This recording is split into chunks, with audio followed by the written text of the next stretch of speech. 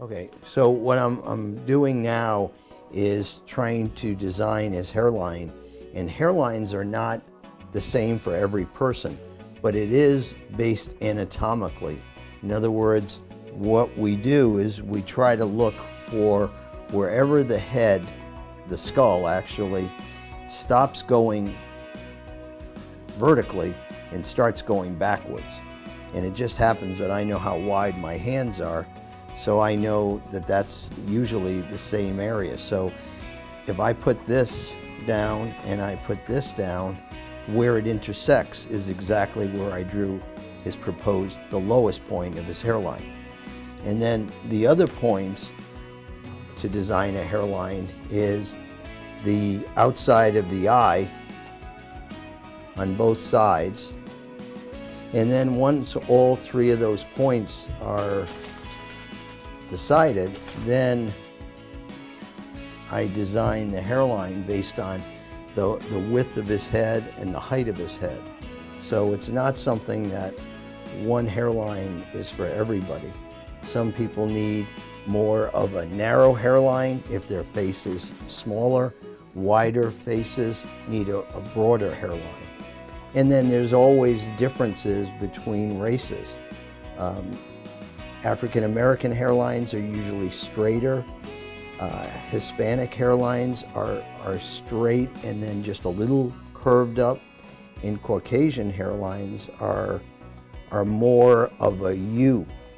It's more of a shape like that so that there's more recession. So again, it's not something that one size fits all.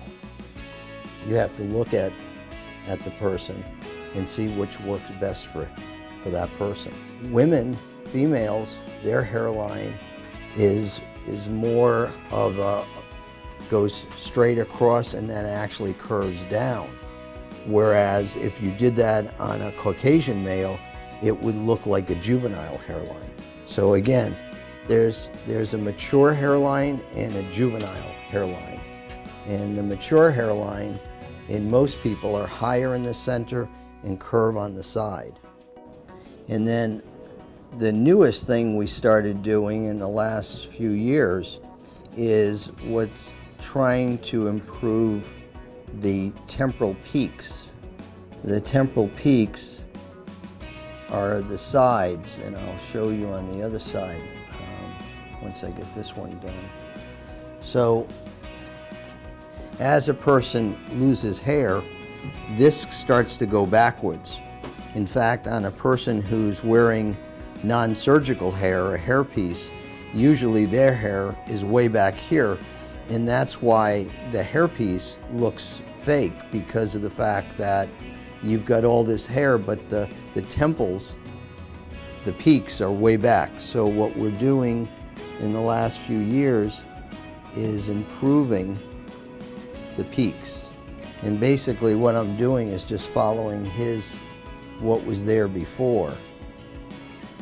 And that's going to make his forehead much more narrow. See, now what I'm going to do is correct. I'm looking, every person is asymmetrical. So designing it, you have to modify based on the person. So John Jay is no different than anybody else as far as being asymmetrical. You didn't know you're asymmetrical. No, I did. You can give me some good, what are those peaks called? These things again? Frontal temporal peaks, yeah. Give me some pretty good ones? Yes. Another wet one. You're bringing down the, let's just go ahead. Well, the temples.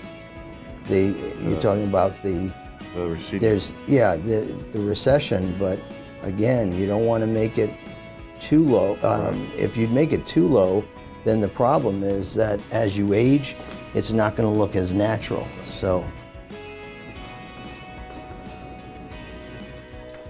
I love the attention to detail you spend on my head. Well, it's going to be on your head for the rest of your life. I know, so. that's what I love. I think that's what separates you from the rest. You spend a lot of time making, like you're an artist. There is a lot of artistry to it. Very much so. Yeah.